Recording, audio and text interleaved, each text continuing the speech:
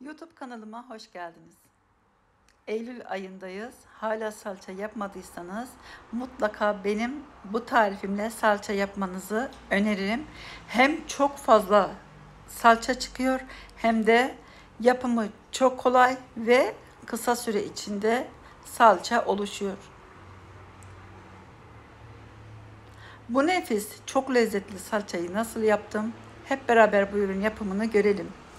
86 kilo domates aldım. Domatesleri güzelce musluğun önünde tertemiz yıkıyoruz. Bu yıl pazarda çok iyi domates bulamadım. Ama zincir marketlerden birine geldi. Hem de çok uygun fiyata, kilosu 7,5 liraydı. O yüzden fazla aldım. Sizlerin de takip etmenizi öneririm. Bazen geliyor. Ben bunu Migros'tan almıştım. Bazen geliyor, takip etmenizi öneririm. Şimdi gösterdiğim şekilde 4 parçaya böldüm. İsterseniz evinizde böyle 5 litrelik su şişeleri varsa üstünden kesip bu şekilde doldurabilirsiniz. Aralarını hafif tuzlayarak, iri kaya tuzu serpiştirerek bu şekilde doldurabilirsiniz.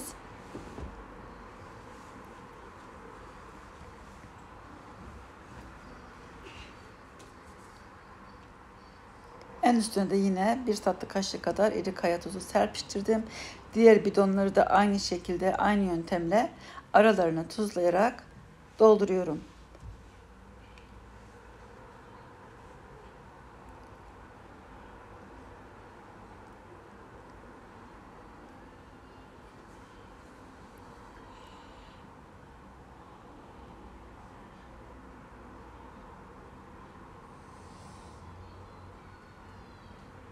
Evet, gördüğünüz gibi tuzladım, ağzına kadar doldurdum. İsterseniz de böyle büyük bir tepsi, geniş bir tepsinin içine hepsini doğrayıp üzerine yine biraz tuzlayıp, iri kaya tuzuyla tuzlayıp karıştırıp büyük bidonlara doldurabilirsiniz. Geri kalanlarını da büyük bidonlara dolduruyorum. Peynir bidonlarına dolduruyorum. Sadece bir gün bekletiyorum. Normalinde eski yaptığım salçalarda 3-4 gün bekletiyordum. Ama bunu sadece bir gün bekleteceğim. Farklı bir yöntemle hazırlayacağım.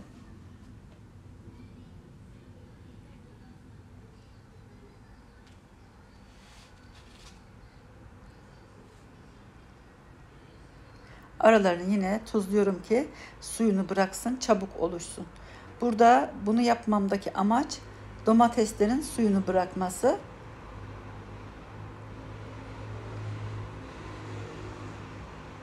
Evet, bu şekilde güneşe bıraktım.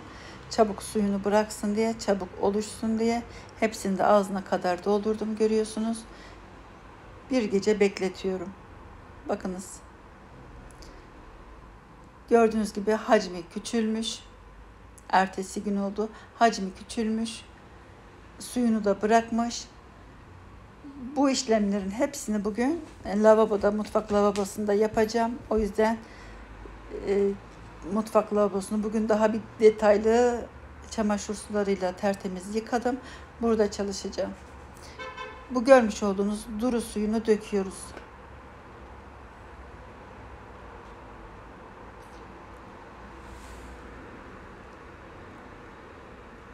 Bakınız, dupduru bembeyaz suyunu döküyoruz. Yalnız kırmızı sularını değil.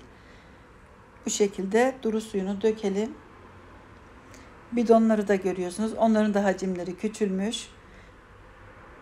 Ne kadar aşağıya inmiş görüyorsunuz. Şimdi evinizdeki en büyük tencereyi alın. Bu sularını süzmüş olduğumuz domatesleri tencerelere doldurun. Diğer bidonlardaki suyu da döküyoruz.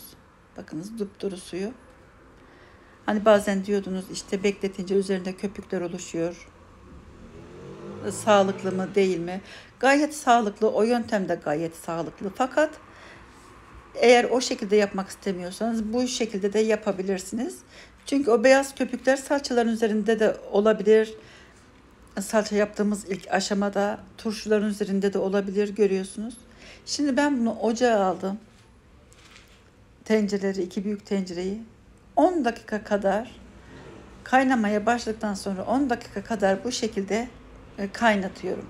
Bir yemek kaşığı kadar daha iri kaya tuzu ekledim ki çabuk pişsin, çabuk kabuklarını bıraksın diye. Karıştıralım güzel.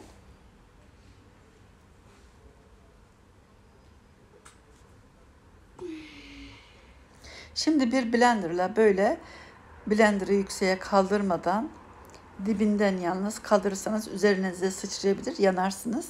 Şu anda kaynar kaynar bu şekilde blenderdan geçiriyorum. Süzgeçten daha güzel geçsin. Salçamız daha çok çıksın diye. Evet, kıvamı bu şekilde. Şimdi böyle bir düzenek hazırladım. Altına bir uygun leğen koydum. Üzerine de böyle herkesin evinde olan klasik süzgeçten bırakarak, şu anda kaynar olduğu için elimle yapamıyorum. Şöyle bir silikon kaşık yardımıyla bastıra bastıra süzüyorum.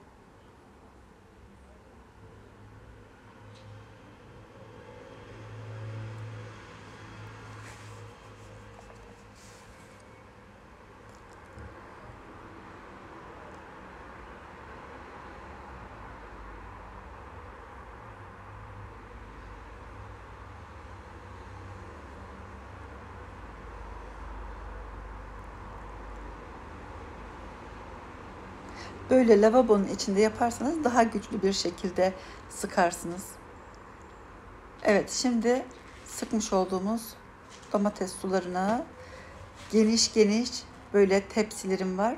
Onların üzerine döküyorum. İçine daha doğrusu. Tekrar aynı şekilde kaynar kaynar, hiç zaman kaybetmeden, çünkü artık Eylül ayındayız. Havalar yağışlı olabilir. Vaktinde, zamanında yapmak gerekiyor.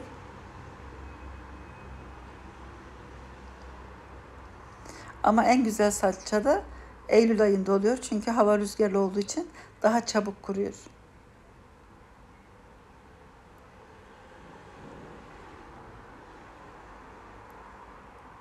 Evet, böyle lavabonun içinde yapınca da hem ev batmamış oldu. Eskiden balkonda masanın üzerinde yapıyordum ama bu şekilde daha güçlü bir şekilde yani suyunu çıkarabiliyorum. Daha iyi oluyor.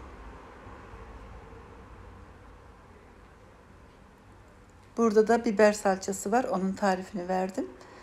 Çiğden hazırladım. Ona mutlaka bakın. Çok lezzetli oluyor biber salçası da. En kolay biber salçası. Bakınız, kıvamı da bu şekilde çok yoğun.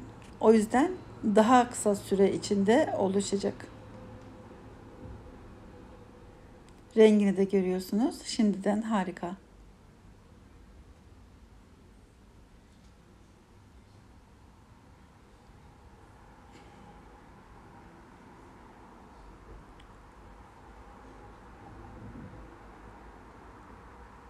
Eğer soğuk olsaydı elimle süzseydim, elimle bastırarak sıksaydım suyunu daha güzel olurdu. Şimdi kaynar olduğu için bu şekilde kaşıkla yapıyorum.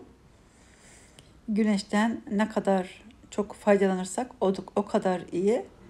Böyle evinizde ne varsa, ister fırın tepsileri. Bunu da göstermemdeki amaç, herkesin evinde blenderı olmayabilir. Böyle bir patates ezicisiyle de ezebilirsiniz kaynatırken. Onu da göstermek istedim. Çünkü gerçekten olmayabilir herkesin evinde. Biber salçalarım da oldu. Onları ayırdım. Gördünüz az önce. Tarifi de var, paylaşmıştım. Bakınız, ertesi gün oldu. Ne kadar güzel, yoğun bir kıvam aldı. Rengini görüyorsunuz. Ama arada bir gidip gelip karıştırmak gerekiyor. Sürekli karıştıralım ki çabuk olursun. Ve güneşte yanmasın. Karıştırmazsanız üstü kararır, yanar. O yüzden 2 saatte bir en azından gidip gelip karıştırmak gerekiyor. Bu şekilde. Hemen de yoğunlaştı, görüyorsunuz. 2. günü olmasına rağmen. Bakın böyle. Evdeki fırın tepsilerini de kullandım. Daha çabuk olsun diye.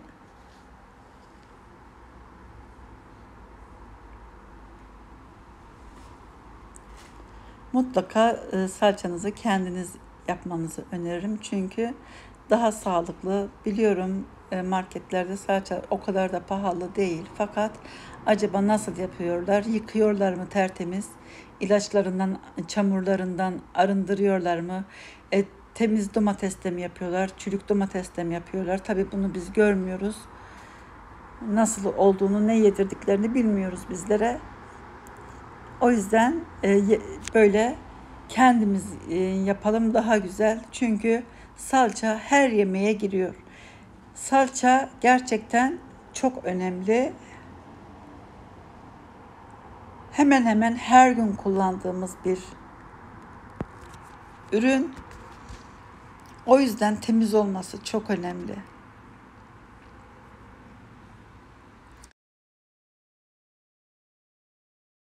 Şimdi ben hepsini 2 tane tepside topladım. Çünkü neden? Hacimleri küçüldü, suları kurudu. O yüzden hepsini 2 tane büyük tepside topladım. Şimdi tekrar tek tepside topladım. Çünkü içine biber salçası karıştıracağım. Bu şekilde geçen gün yapmış olduğum çiğden olarak hazırladığım en kolay Urfa biber salçasını paylaşmıştım. Yapımı çok kolay. Şimdi bu şekilde hepsini karıştırıyorum. Biber salçasıyla domates salçasını karıştırıyorum. Yaklaşık 1 kiloya yakın biber salçası kattım ilk aşamada. Birazdan tekrar 1 kilo daha katacağım. Bu şekilde iyice karıştırıp yoğuruyorum. Her tarafı eşit bir şekilde karışsın diye. Ben çok fazla domates sosu kullanmıyorum. Böyle salça yapmayı daha çok tercih ediyorum. Çünkü pizzalara, makarnalara sosu ben zaten bu salçayla hazırlayabiliyorum. Salçayı biraz ocakta pişirip sulandırıp istediğiniz baharatları kullanarak o şekilde zaten sos hazırlayabilirsiniz. Önemli olan benim için salçanın daha fazla olması evde. Evet, gördüğünüz gibi çok güzel karıştırdım hepsini. Evet. Şimdi 1 litre daha karıştıracağım. 1 litre değil de 1 kilo. 1 litrelik şişede. Bu şekilde rengi daha güzel oluyor. Yemekleriniz daha lezzetli oluyor. İkisini ayrı ayrı kullanmaktansa böyle bu şekilde karıştırabilirsiniz. Ama yine de biber salçasını da ayrıyetten yaptım, sakladım. Sadece bir bölümünü domates salçasına karıştırıyorum. 2 kilo biber salçasını domates salçasına karıştırdım şu anda. Çok güzel oldu gerçekten. Hem çok bereketli oldu, hem içime sindi.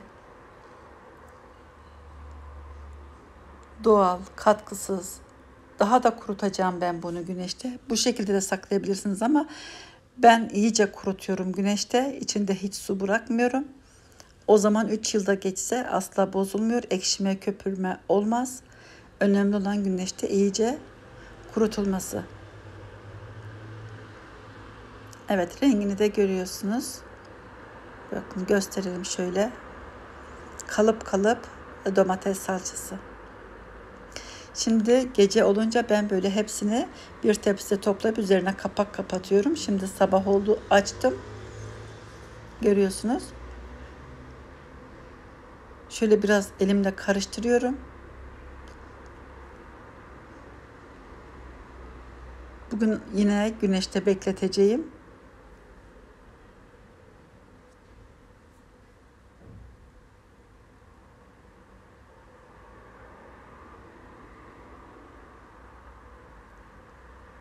İki tepsiye tekrar bölüştürüyorum. Akşama kadar bu şekilde bekleteceğim.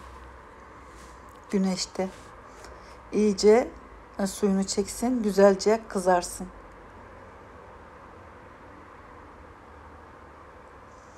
Ben bunu sulu sulu yapsaydım daha fazla domates salçası çıkarırdım açıkçası. Daha çok çıkardı. Bu şekilde daha az çıkar. Yine çok çıkar da daha az çıkar fakat bozulmaz. O sulu olarak hazırladığınız salçadan bir yemek kaşığı kullanırsınız. Bundan yarım yemek kaşığı yeterli geliyor. Yine aynı hesaba denk geliyor aslında. Ama bu şekilde iyice salçayı kurutursanız bozulmasını önlersiniz. Bu da çok önemli. Evet, tekrar gece olduğunda kapatmıştım. Şimdi tuzlayıp yağlayıp bir gün daha güneşte bekletip o şekilde saklayacağız. Şimdi tuzunu ekliyorum. Gördüğünüz gibi 1,5 çay bardağıyla iri kaya tuzu kullandım. Yaklaşık 1 su bardağı kadar da sızma zeytinyağı kullandım. Şimdi bu şekilde yağlayıp tuzlayıp güneşte böyle yağıyla tuzuyla güzelce bir pişsin. Yağı da tuzu da içinde güzelce erisin. Daha da bir lezzetlensin. Bu şekilde. Tabii biliyorsunuz bunun içinde koruyucu madde yok. Bunu koruyan tuzdur. Tuzun miktarı böyle 1-2 tık normal yemeğe kattığınızdan daha fazla olması gerekiyor ki onu koruyan tek madde tuz şu anda. Demeyin hani tuzu fazla oldu. Bazı yazıyorlar hani çok tuzlu oldu, ne yapabilirim? O zaman şöyle yapabilirsiniz. Normal yemeğe ben mesela yarım tatlı kaşığı tuz kullanıyorsam onda 1 çay kaşığı tuz kullanırım. O şekilde dengelerim. Hani eliniz o şekilde alışır artık. Salçanız tuzlu olduğu için daha dikkatli kullanırsınız tuzu. Yine değişen bir şey olmaz. Hazır alıyoruz. Kapağını açar açmaz hemen üzeri küfleniyor. O yüzden emekler boşa gidiyor. Kullansan ayrı bir dert, atsan ayrı bir dert. Mecbur kalıyoruz, atıyoruz. Küflü küflü de yemiyoruz tabii ki. Ama bu hiç buzdolabına bırakmanıza gerek yok. Yazda, kışta hiç buzdolabında saklamanıza gerek yok. Kilerinizde böyle hafif serin bir yerde saklayabilirsiniz. Ben şimdi artık hepsini bir tepsiye aldım.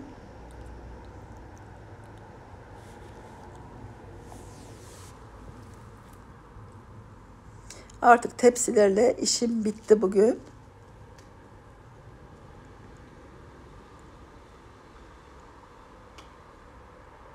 Benim evimin balkonu batı cephe.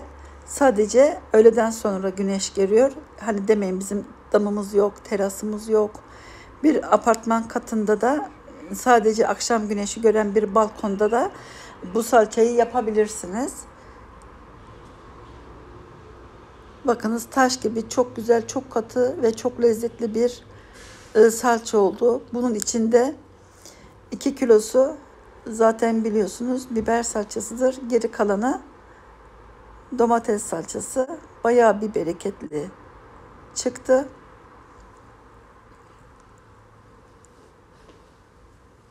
Armut domates kullanınca gerçekten daha bereketli oldu. Bir de dediğim gibi ilk aşamada biraz pişirince süzgeçten daha güzel geçiyor.